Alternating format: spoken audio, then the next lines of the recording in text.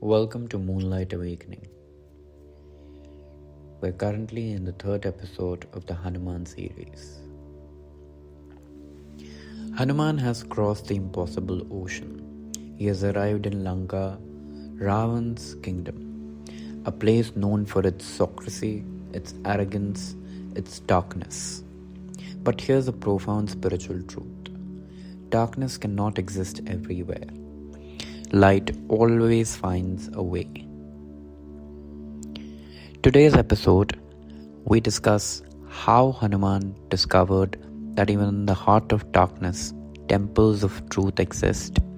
Even in kingdoms of demons, righteous souls can be found. This is the story of finding light where you least expect it and recognizing that the journey into darkness is often where the deepest awakening occurs.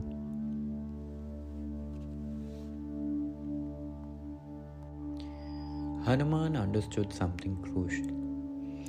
He couldn't storm into Lanka as a powerful being. That would only lead to confrontation. But he made himself small, not in spirit, but in form. He shrank to the size of a cat, becoming nearly invisible as he entered the kingdom. What he saw shocked him. Lanka was vast, it was powerful, it was filled with asuras, demons of tremendous might and intelligence.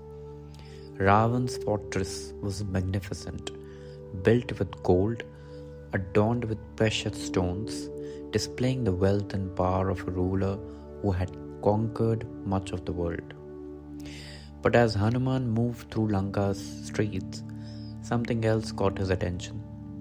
He heard the sound of bells, sacred bells. He smelled incense, the fragrance of meditation and power. In the shadows of Ravana's kingdom, in hidden corners, there were temples. There were altars dedicated to Ram, the very god that Ravana had rejected, that Ravana opposed, that Ravana had written off as unimportant. Yet even here, in the heart of the enemy's territory, people were praying. People were remembering the divine. People were keeping the flame of truth alive. At the entrance of Ravana's inner city, Hanuman encountered Lankini, the fierce demoness who guards the gates. She was powerful beyond measure. She embodied the protection of Ravana's kingdom. When she saw Hanuman, she moved to stop him. But as they fought and Hanuman was far more powerful, Lankini suddenly recognized something. She bowed before him. She said something that echoed through the spiritual realms. I have been waiting for you. A wise one has told me that when a being comes to Lanka with pure devotion, with a heart fixed on truth, absolutely no selfish motivation, that being will overcome all obstacles. I see that being in you. Go now, complete your mission. Nothing in this kingdom can stop you. I recognize you as one who serves the divine purpose itself. You have my blessing. But know this, Lanka's days are numbered. The darkness here cannot last. The truth will emerge. The righteous will prevail. And you are the herald of that change. There we talk about a principle, the principle of dharmic victory. Even darkness recognizes and honors true dharma. Evil powers sense when genuine righteous purpose has arrived. This is a profound principle. Even darkness recognizes light when it encounters true dharma. Lankini was a demon, yes, but she was a dharmic demon, one who understood the cosmic laws and who recognized truth when she saw it, one who honored the cosmic order when it opposed her own master. This tells us something critical. We live in a universe governed by cosmic laws. Dharma is not a human invention, it's a universal principle. Even beings aligned with darkness recognize it when authentic dharma appears. Hanuman's recognition by Lankini was a gift, a validation that his mission was cosmically sanctioned. As Hanuman moved deeper into Lanka, he discovered something that would forever change how we understand evil places. Evil is not monolithic. Darkness is not absolute. Even in Ravana's kingdom, a place ruled by pride, ruled by arrogance, ruled by the rejection of truth, there were pockets of light. There were individuals who remembered the divine. There were people who, even under the rule of a demon king, maintained their connection to truth, to dharma, to God. Chief among these was Vibhishan, Ravana's own brother. Vibhishan was a righteous soul living in an unrighteous kingdom. He was devoted to Rama, even though his king opposed Rama. He maintained truth even though his family embodied falsehood. And what was Vibhishan doing? He was in a temple praying. He was meditating. He was keeping the eternal lamp of truth burning. When Hanuman saw Vibhishan, he recognized something profound. A righteous being in an unrighteous place is not erased by that place. Instead, that place is illuminated by that being's presence. Hanuman approached Vibhishan carefully. They spoke in whispers, spiritual confidant to spiritual confidant. Vibhishan told Hanuman, I have felt your presence the moment you arrived.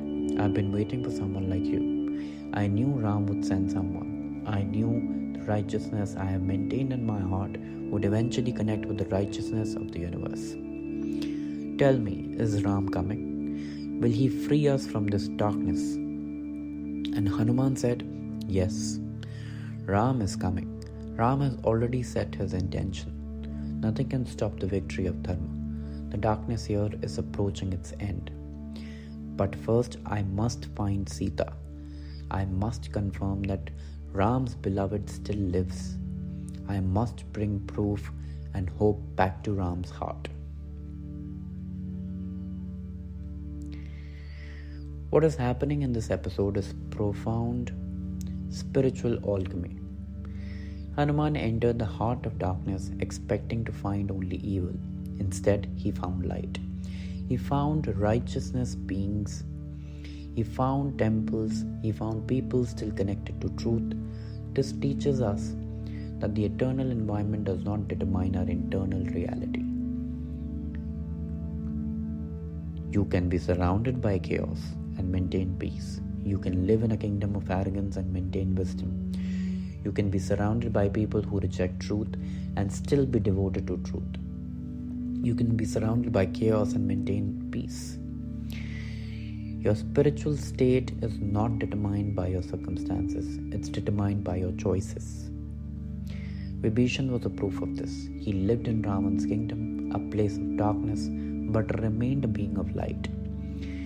As Hanuman moved through Lanka, he carried his knowledge. Darkness is never complete. Evil is never absolute. Light always exists, even in the deepest shadows. This is what Moonlight Awakening means. The moon doesn't eliminate darkness, it illuminates within it. The moonlight teaches us how to see and navigate even through darkness while maintaining our own luminosity. Hanuman's search led him to the Ashok garden, the Ashok Vatika, where Sita was being held prisoner. There he found her, the divine mother, the beloved of Ram. She sat alone, her hair matted, her body adorned in simple clothes, her spirit unbroken. She was surrounded by guards, yet she was free in her heart. She was imprisoned, yet her consciousness soared beyond the walls. Even in captivity, Sita maintained her connection to Ram. Even separated from her beloved, she never doubted his arrival. Even in darkness, she remained a beacon of light. Hanuman, who was moved to tears. Here was purity imprisoned by arrogance. Here was truth captured by falsehood. Here was love held by force. But as he looked at Sita, he realized something even more powerful. No external imprisonment can touch the essence of a devoted soul. Sita was not broken. She was not defeated. She was not lost. She was waiting. She was trusting. She was a temple of devotion standing in the heart of darkness. This was the light Hanuman had come seeking. Today's episode asks you, where is the darkness in your life? And more importantly, where is the light within that darkness? Sometimes we think spiritual awakening means leaving darkness behind, but that's not always possible. Sometimes we must walk through darkness while keeping our own light alive. Sometimes we're like Vibhishan, trying to maintain our truth in an environment that doesn't support it. Sometimes we're like Sita, held by circumstances that seem impossible yet refusing to break. And sometimes we're like Hanuman, moving through darkness with the mission of bringing light. Recognizing that light always exists if we look deeply enough. The profound truth is this: you carry the light within you that darkness cannot touch.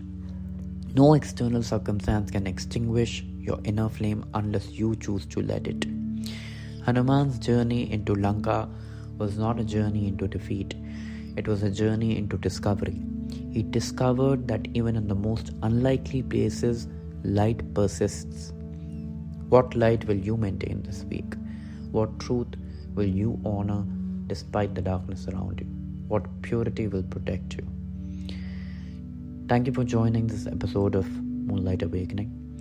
In the next episode, we discuss meeting the Divine Mother, where Hanuman finds Sita and brings the message that hope is returning. Thank you.